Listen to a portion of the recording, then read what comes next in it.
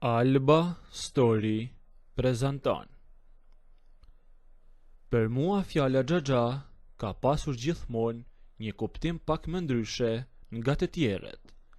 Baba im ishte djali vetëm, por kishte një shok të ngushtë që e konsideronte fik si vëlla. Ne u rritëm me atë familje, hynim e dilnim tek njëri tjetri lirshëm, dhe për këtë arsye vajzën e tij unë e quaja gjithmonë vajza e Axhës, edhe pse vërteta ishte që ne nuk ishim një familje. Unë tani jam 34 vjeç, dërsa ajo është 28, dhe për të qenë plotësisht i sinqert, unë kisha vite i marrosur pas saj. Ajo kishte filluar punë si modele rrobash. Është e gjatë, gjithmonë e kuruar, vishej bukur, por kishte një mendje madhësi që e shfaqte me çdo kënd. Unë ja shprehja ndjenjat e mia pa ja fshehur fare. E ftoja për dreka gjatë fundjavave, i shkruaja mesazhe nga mëngjesi në darkë për t'i qëndruar afër në çdo problem.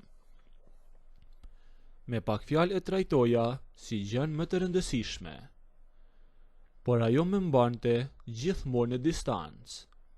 Shpesh më linte mesazhet pa përgjigje, dhe kur kujtohej, pas 4 orësh, ma priste me një mesazh të shkurtër: "Jam pak e zënë, flasim pastaj", dhe kaq. Nëse unë bëhesha pak më i drejt për drejt dhe i thoja që e doja, ajo qeshte dhe më thoshte: "Ti je shumë i mirë, por ne jemi rritur bashk, nuk funksionon kështu." Pas disa kohësh, doli arsyeja e vërtet e refuzimit që më bënte ajo gjatë gjithë kohës.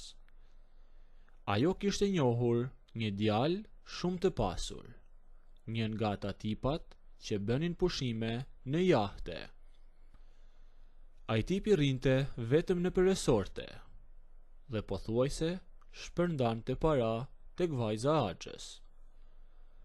Kjo sapo publikoi foton e parë në rrjetet e saj, unë e kuptova që kjo histori u mbyll. Çdo burr që e ka provuar një gjë të tillë e di mirë se sa djeg në fillim. Ma theu zemrën, por e mblodha veten. Thash me vete që ajo pas ka dashur një jetë tjetër që unë s'kisha shanse t'ja ofroja. E preva çdo komunikim, u fokusova tek punët e mia dhe e ktheva atë ndjenjë në një indiferencë totale.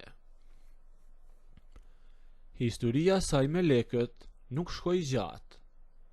Dje pas dite, por rija i qetë në shtëpi kur dëgjova derën. E hapa dhe erdhi ajo. Nuk kishte asnjë lidhje me atë modelen e rregullt që njihja. Fytyrën e kishte të prishur, grimin i ishte hapur kudo dhe syt i kishte të skuqur nga e qara. U fut brenda pa asnjë ftesë, shkoi direkt, e ul në divan dhe shpërtheu në lot. Skema dhe taktika e djalit të pasur kishte zgjatur fiks 2 muaj. Ai e kishte përdorur pak gjatë verës dhe pastaj e kishte zëvendësuar direkt. Vajza e Axhës filloi të më fliste pa pushim. Ankohej se si ai ishte i treguar i pabes, se si i kishte fikur telefonin dhe tashmë nuk i përgjigjej më. Unë thjesht rrija ulur dhe po e dëgjoja. Të jemi hapur, nuk ndjeva asnjë pikë qartjeje. Brendia ime ishte e ftohtë. Ishte thjesht një lehtësim që koha e kishte treguar të vërtetën. Ajo u ofrua më shumë.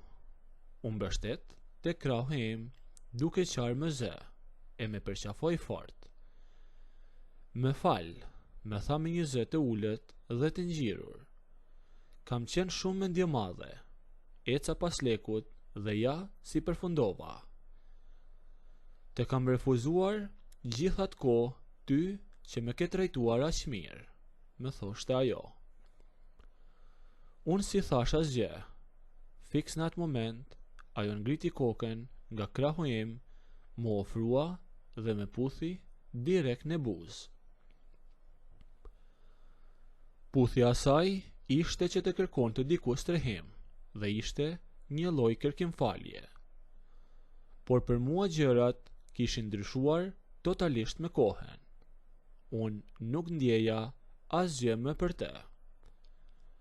Ai refuzimi i hershëm me kishte vrarë çdo dëshirë për ta pasur njeriun tim të jetës. Por ama isha mashkull, i lirë dhe kisha përballë femrën që dikur ma kishte bërë trurin dhall. Nuk kisha asnjë plan të rilidhja një marrëdhënie romantike me te, por nuk doja ta lija këtë moment të me ikte nga duart pa marrë atë puthjen që me kishte munguar aq shumë vite e ndoshta çfarëdo qoftë. U shkëputa pak nga ajo dhe unë grita. Këtu jemi në shtëpi, thash. I kemi lënë dhe dritaret hapur nga vapa dhe komshit janë të gjithë nëpër balkone, i thash asaj. Eja zbresim në garazhin tim. Aty poshtë nuk hyn njeri dhe flasim rehat pa në dëgjuar askush. Ajo pranoi me njëherë. Fshiu lotët me dorë, mori çanten dhe dolëm. Zbritëm shkallët deri në katën e nëndheshëm. Hapa derën e garazhit tim, e brenda ishte qetësi absolute dhe zhurma e qytetit u pre plotësisht. Hapësira ishte e madhe, ndërsa makina ime ishte parkuar pak më tej. Pasi him të dy, unë e tërhoqa derën prapa nesh që ta mbyllja, e u dëgjua vetëm kërsitja e bravës.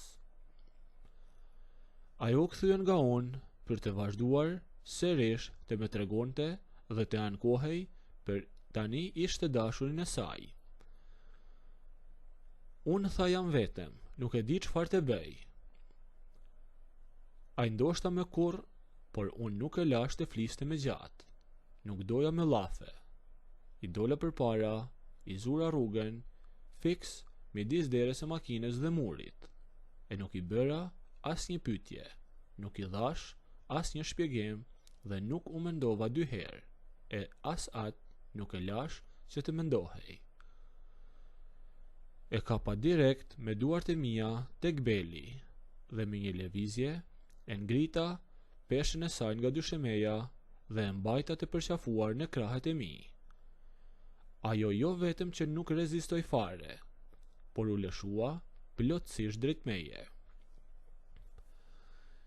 I kryqëzoi të dyja këmbët dhe me mbështolli me këmbët e saja, e hodhi krahët pas qafes ime dhe mu përgjigj me një puthje shumë herë më të ashpër dhe më të fortë se sa lart në shtëpi.